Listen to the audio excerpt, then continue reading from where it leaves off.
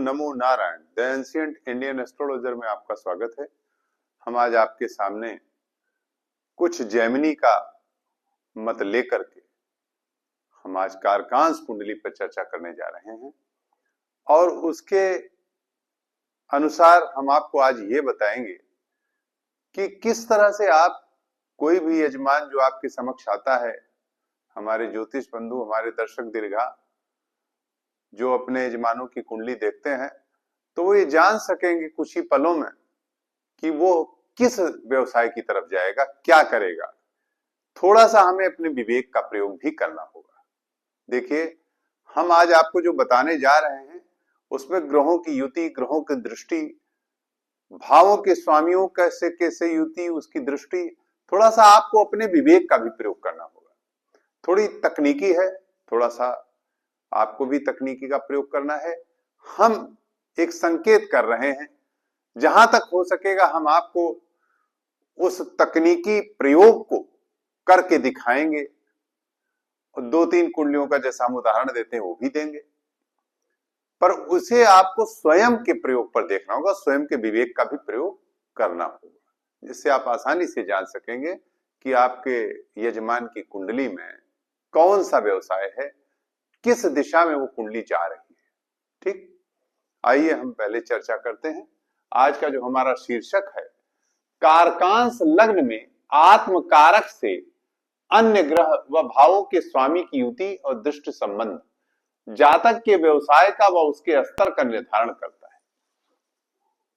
अर्थात यदि आपके आत्मकारक यानी कारकांश लग्न में, ध्यान दीजिएगा, जन्म लग्न से भावों के स्वामियों की युति से नहीं देखा जाएगा, यहां आत्मकारक का संबंध कारकांश लग्न के भावों के स्वामियों से देखा जाएगा। बस, जैसा कि लोग कहते हैं कि हम समझाते हैं, तो समझाने का मेरा यही मकसद है, यही उद्देश्य है कि हम आपको पूरी तरह समझा सकें। क्या? कारकांश लग्न। यहां देखिए, हमने जन्म लग्न नहीं लिया है, हमने सीधे सबकी कारकांश लग्न ही उठाई है। ठीक सीधे हम उसी से समझाएंगे आपको कि कारकांश लग्न अगर आत्मकारक जो ग्रह है आपका, यानी सबसे हाईएस्ट डिग्री वाला, ये तो आप जानते हो कि जो आपकी कुंडली में सबसे अधिक अंशों वाला ग्रह है वही आत्मकारक होगा। ठीक, आप किसी भी सॉफ्टवेयर में जो आपके पास है, मोबाइल में, जहां भी, उसमें आप जाके कारकांश कुंडली खोल सकते हो।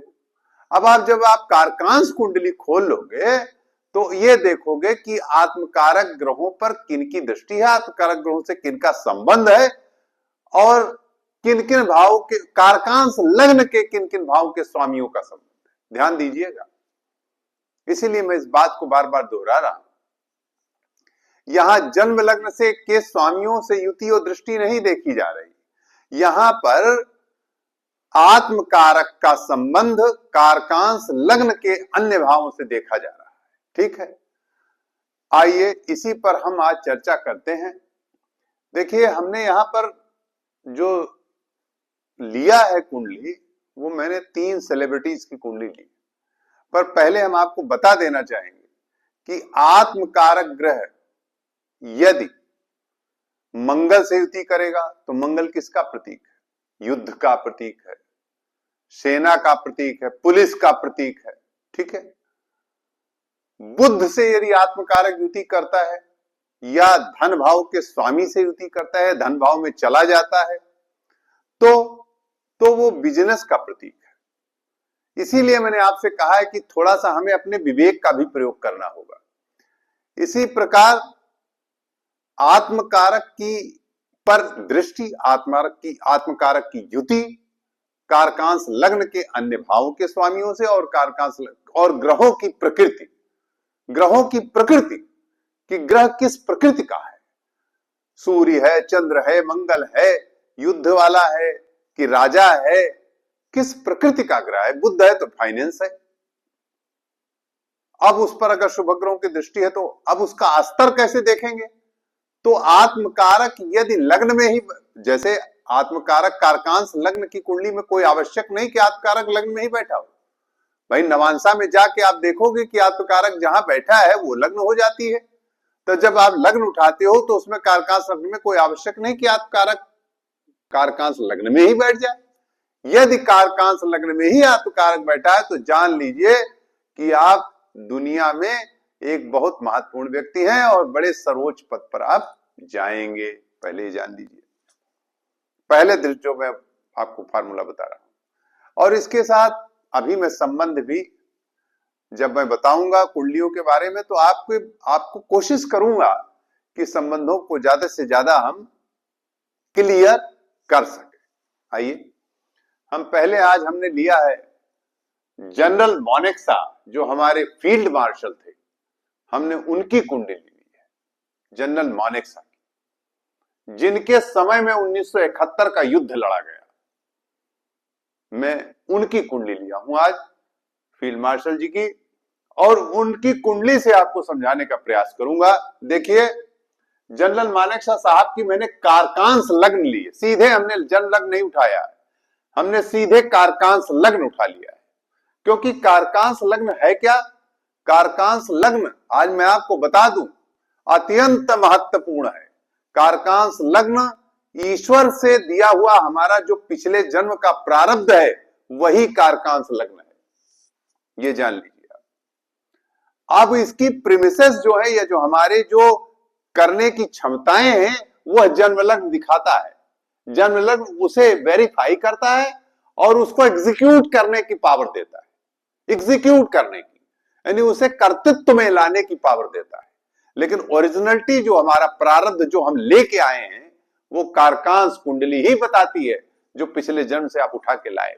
ठीक, देखिए जनरल मानेकशॉ साहब की जो कारकांश लग्न हमने उठाई है, ली है, जनरल मानेकशॉ साहब की कारकांश लग्न मिथुन है और इनका आत्मकारक चंद्रमा, ध्यान दीजिएगा, मानेकशॉ साहब का आत्मकारक चंद्रमा है और कारकांश लग्न मिथुन है।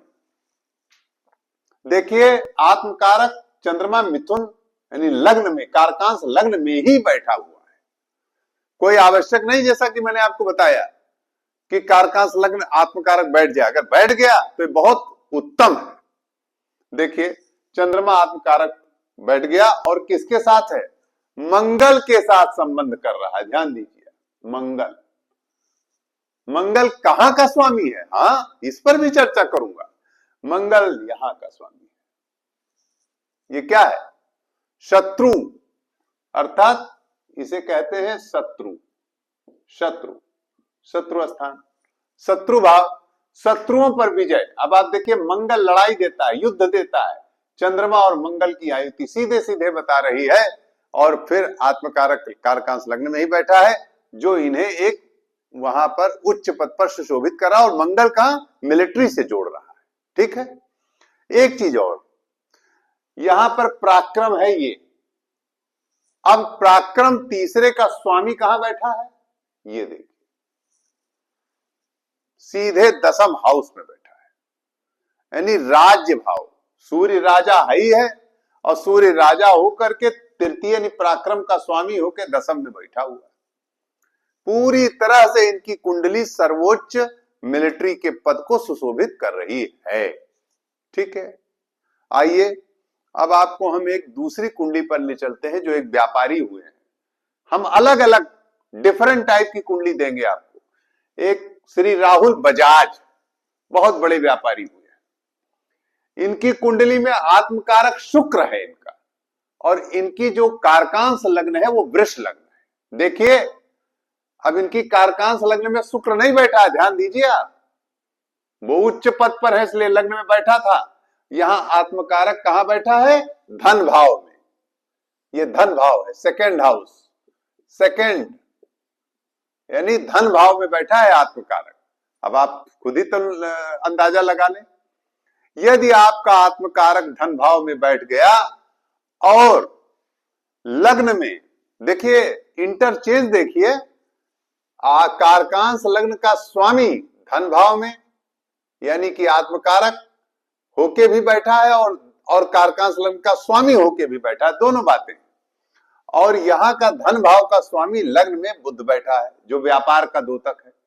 इंडिकेट करता है व्यापार को, फिनांस को, वित्त को। तो फाइनेंशियल कंडीशन यानी इनकी जो व्यापारिक स्थिति है वो एकदम स्पष्ट है कि बहुत बड़े व्यापारी।